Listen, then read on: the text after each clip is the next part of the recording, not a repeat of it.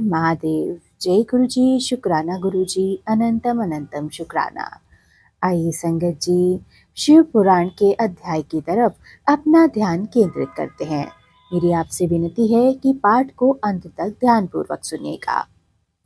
आज के अध्याय में हम जानेंगे कि किरात अवतार के प्रसंग में मूक नामक दैत्य का शुकर रूप धारण करके अर्जुन के पास आना, शिव जी का किरात वेश में प्रकट होना और अर्जुन तथा किरात वेशधारी शिव द्वारा उस दैत्य का वध करना।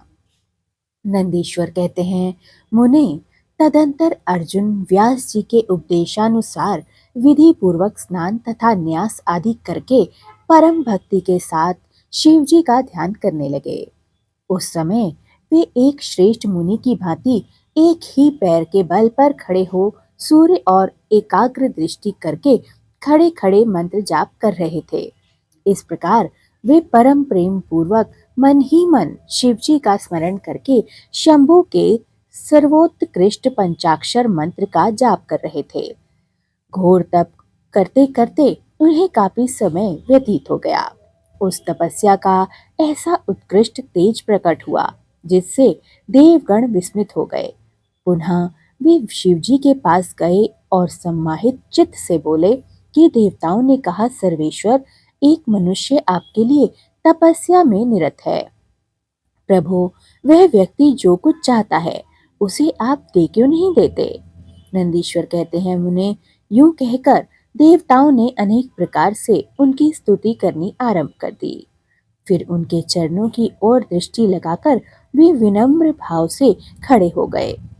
तब उदार बुद्धि वाले एवं प्रसन्नात्मा महाप्रभु शिव जी उस वचन को सुनकर ठहाका मारकर हंस पड़े और देवताओं से इस प्रकार बोले। शिव जी ने कहा, देवताओं, अब तुम सब लोग अपने अपने स्थान को लौट जाओ। मैं सब तरह से तुम लोगों का कार्य संपन्न जरूर करूंगा। यह बिल्कुल सत्य है, इसमें कोई संदेह की गुंजाइश ही नहीं है। नंदीश्वर जी कहते हैं, मुने, शंभु के उस वचन को सुनकर देवताओं को पूर्णता निश्चय हो गया। तब वे सब अपने स्थान को लौट गए। इस समय मूक नामक दैत्य शुकर का रूप धारण करके वहां आया और बोला, विप्रेंद्र, उसे उस समय मायावी दुरात्मा दुर्योधन ने अर्जुन के पास भेजा था। वह जहां अर्जुन स्थित थे उसी के अत्यंत वेग पूर्वक पर्वत शिखरों को उखाड़ता, वृक्षों को छिन्न छिन्न करता तथा अनेक प्रकार के शब्द करता हुआ आया। तब अर्जुन की भी दृष्टि उस मूक नामक असुर पर पड़ी। वे शिवजी के पाद पदों का स्मरण करके यूं विचार करने लगा और कहने लगा कि यह कौन है और कहां से आया है। यह तो क्रूर कर्मा दिखाई पड़ रहा है। निश्चय ही ये मेरा अनिष्ट करने ही आया होगा। इसमें तनिक भी संशय नहीं है, क्योंकि जिसका दर्शन होने पर अपना मन प्रसन्न हो जाए वह निश्चित ही अपना हितैषी होता है, और जिसके दिखने पर मन व्याकुल हो जाए वह शत्रु ही होगा। आचार से कुल का, शरीर से भोजन का और वार्तालाप से शास्त्र का ज्ञान का और नेत्र से स्नेहों का प्रकट चलता है। आकार से, चाल ढाल से, चेष्टा से, बोलने से तथा नेत्र और मुख के विकार से मन के भीतर का भाव जाना जा सकता है। नेत्र चार प्रकार के कहे गए हैं, उज्जवल, सरस, तिरछे और लाल। विद्वानों ने इनका भाव भी पृथक पृथक बताया है।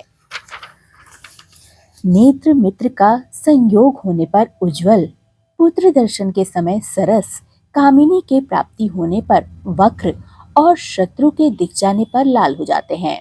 इस नियम के अनुसार इसे देखते ही मेरी सारी इंद्रियां कलुषित हो उठी हैं। अतः यह निसंदेह कोई शत्रु ही है और मार डालने योग्य है। इधर मेरे लिए गुरुजी की आज्ञा भी ऐसी ही है कि राजन, जो तुम्हें कष्ट देने के लिए उद्यत हो तुम उसे बिना किसी प्रकार का विचार किए अवश्य मार डालना। तथा मैंने इसलिए आयुध भी तो धारण कर रखा है। यूं विचार करके अर्जुन बाण का संधान करके वहीं डटकर खड़े हो गए। इसी बीच भक्त वत्सल भगवान शंकर अर्जुन की रक्षा और उनकी भक्ति की परीक्षा और उस दैत्य का नाश करने के लिए शीघ्र ही वहां आ पहुंचे। उस समय उनके साथ गणों का युद्ध भी था और वे महान अद्भुत सुशिक्षित भील का रूप धारण करके आए हुए थे। उनकी कांच बंधी हुई थी और उन्होंने वस्त्र खंडों से ईशान ध्वज बांध रखा था। उनके शरीर पर श्वेत धारियां चमक रही थीं। पीठ पर बाणों से भरा हुआ तरकश बंधा हुआ था और वे स्वयं धनुष बाण धारण किए हुए थे। उनका गण युद्ध भी वैसे ही साज सज्जा से युक्त था, बड़ा ही आकर्षक था। इस प्रकार शिव भिल्लराज बने हुए थे। वे सेनाध्यक्ष होकर तरह तरह के शब्द करते हुए आगे बढ़ रहे थे। इतने में सुअर की गुर्राहट का शब्द दसों दिशाओं में गूंज उठा। उस शब्द से पर्वत आदि सभी जड़ पदार्थ झन्ना उठे। तब उस वनेचर के शब्द से घबराकर अर्जुन सोचने लगे कि अहो, क्या ये भगवान शिव तो नहीं हैं जो यहाँ शुभ करने के लिए पधारे हों? क्योंकि मैंने पहले से ही ऐसा सुन रखा है कि पुनः श्री कृष्ण और व्यास जी ने भी ऐसा ही कहा था तथा देवताओं ने भी बारंबार स्मरण करके ऐसा ही घोषणा में बताया था कि शिव जी कल्याण करता और सुखदाता हैं। वे मुक्ति प्रदाता और मुक्ति प्रदान करने के कारण मुक्तिदाता कहे जाते हैं। उनका नाम स्मरण करने से मनुष्यों का निश्चय ही कल्याण हो जाता है। जो लोग स्वभाव से उनका भजन करते हैं, सर्वभाव से उनका चिंतन करते हैं, उन्हें स्वप्न में भी दुख का दर्शन नहीं होता। यदि कदाचित कुछ दुख आ भी जाए तो उसे कर्मजनित समझना चाहिए। सो भी बहुत ही आशंका होने पर भी थोड़ा ही होता है, अथवा उसे विशेष रूप से प्रारब्ध का ही दोष मानना चाहिए। अथवा कभी कभी भगवान शंकर अपनी इच्छाओं से थोड़ा या अधिक दुख का भुगतान करवाकर निसंदेह ही उसे दूर कर देते हैं और आपके कर्मों को कटवा देते हैं।